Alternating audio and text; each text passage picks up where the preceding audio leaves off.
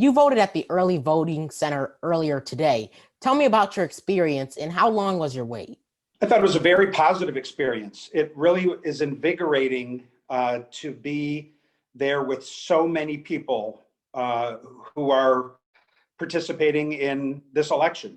The line wasn't bad. I don't think it was too bad. It was no more than an hour, maybe 45 minutes or so. It seemed to move quickly. And so I had no complaints. It's a very convenient way to vote. And what I would say to all citizens of Toledo is no matter who you vote for or what you vote for, please vote. And this year, there are so many different ways to do it, so many ways to do it safely. You can vote early like I did at your early vote center. You can vote on election day at your polling place and it will be safe and you'll be able to do that. You can vote absentee. There are drop boxes. There's a lot of different ways to do it. And I just really encourage you to take advantage of one of them. You are encouraging voters to pass Issue 4. What is that issue and why should people support it? Issue 4 is the local issue in Toledo that will fix our roads. I voted yes on Issue 4 today because I want to fix those darn roads. And so do Toledoans, I'm certain of it. You might remember in the spring, we tried an issue called Issue 1, which would have done a number of things. It would have added to the size of our police force. It would have invested in youth programming, universal pre-K, and it would have also fixed a whole bunch of roads. But for a lot of reasons, it didn't pass. So when we thought about what we were going to do in November, we decided, you know what? We should listen to the voters. What were the voters telling us?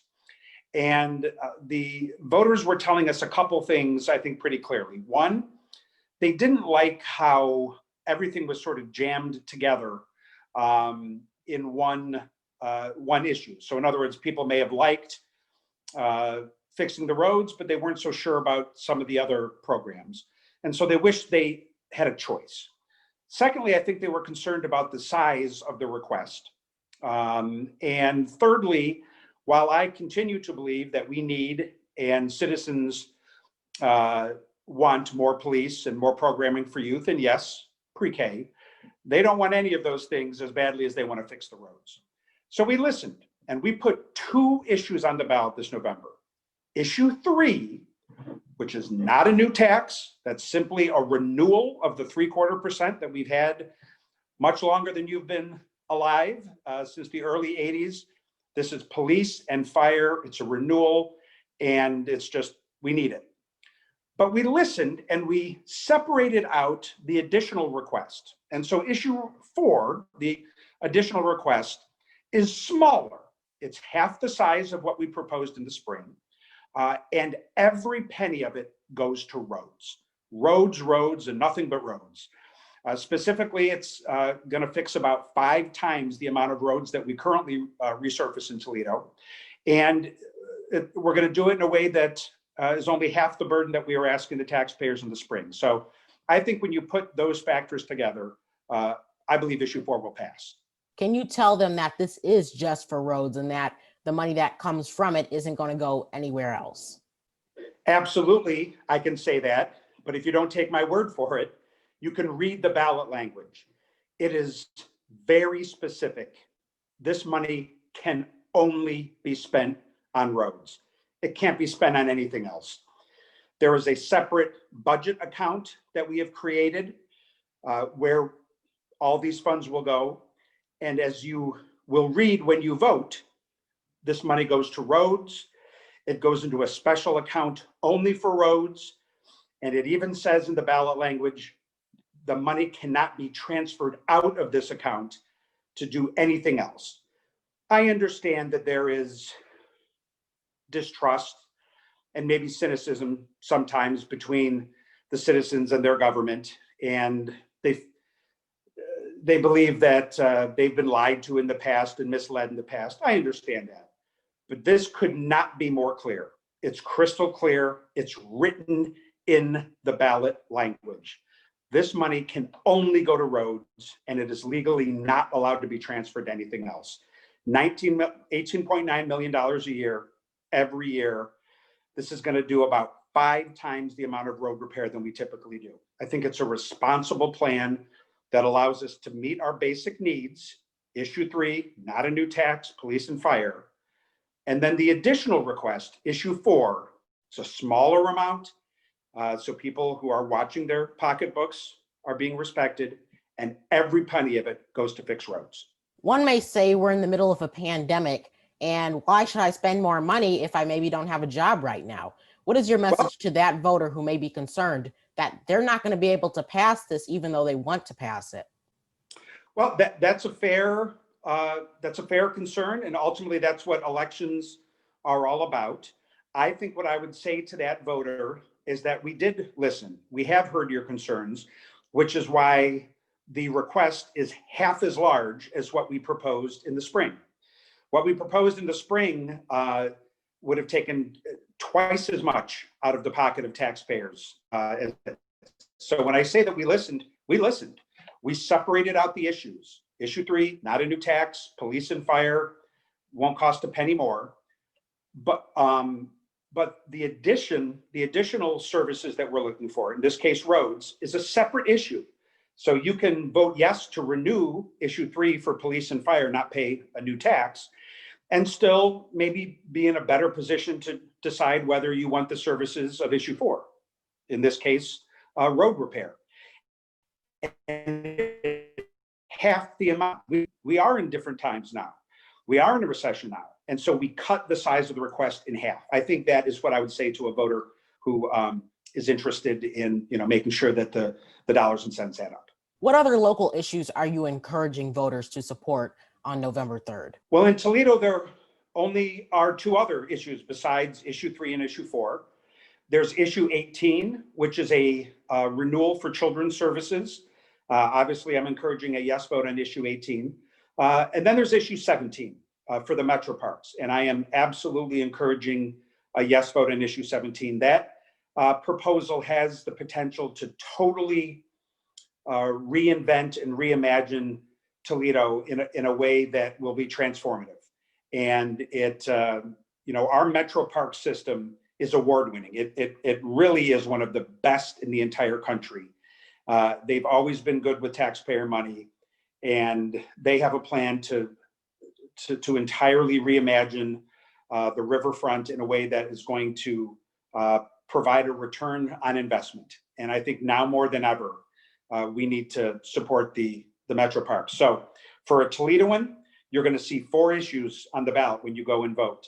And I would encourage a yes vote on all of them. Issue 3, police and fire, not a new tax, it's a renewal.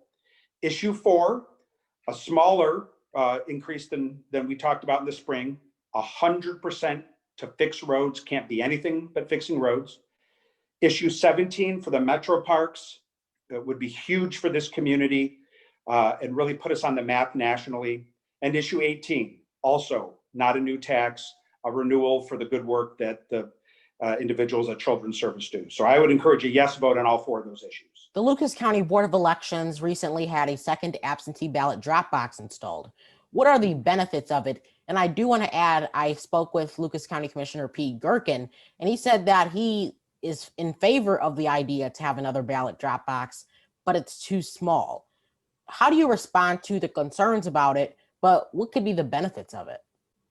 Well, I totally agree with Commissioner Gerken. I totally agree.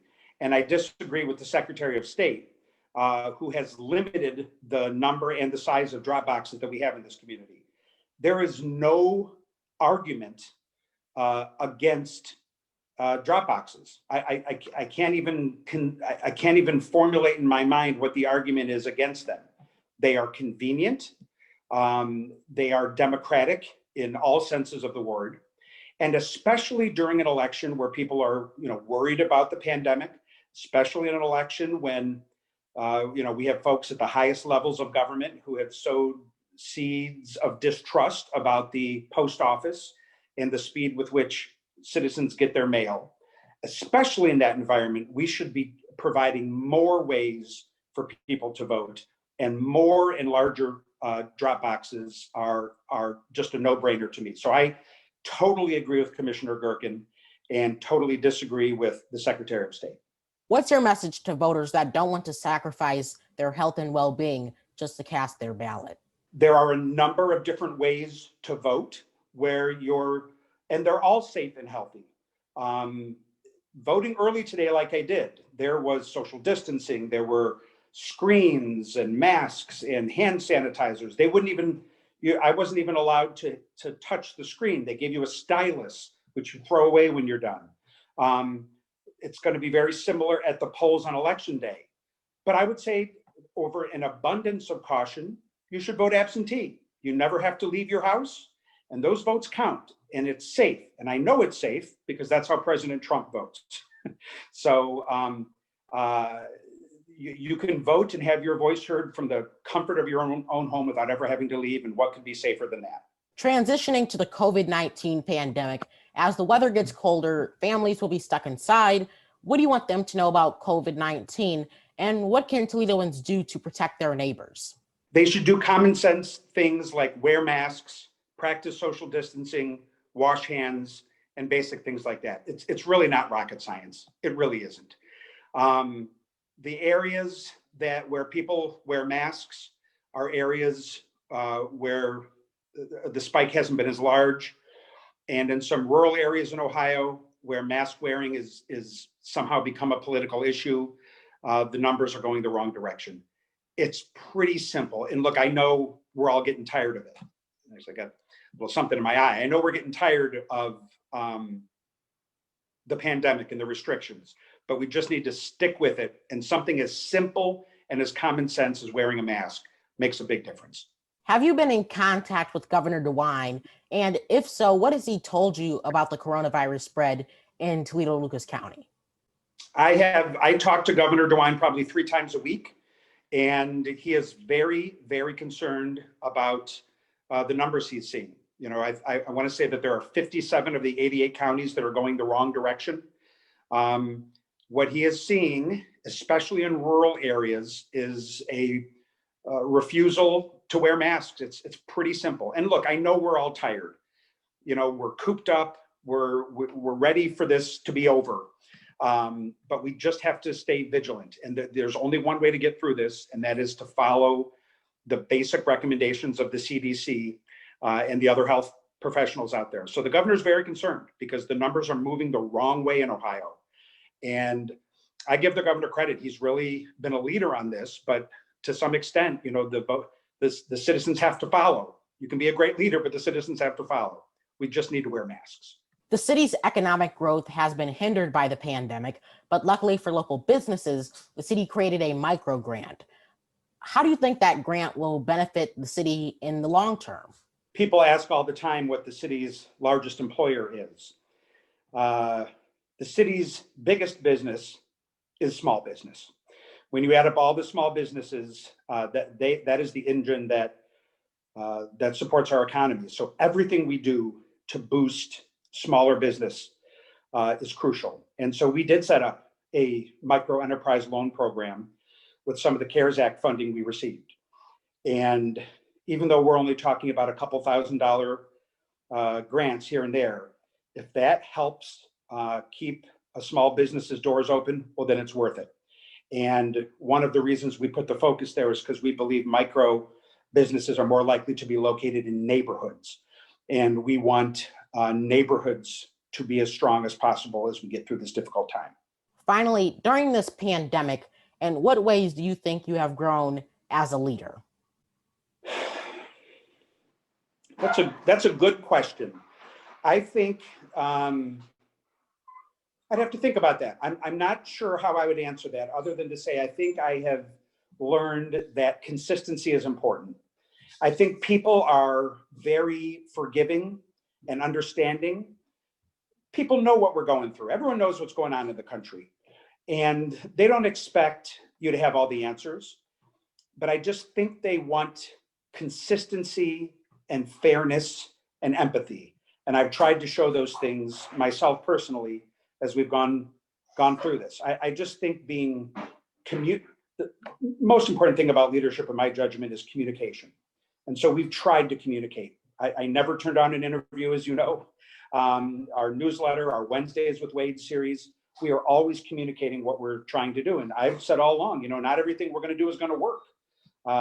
Some of the things are not going to work, but we're going to learn from our mistakes and pick up the pieces and try something else the next day.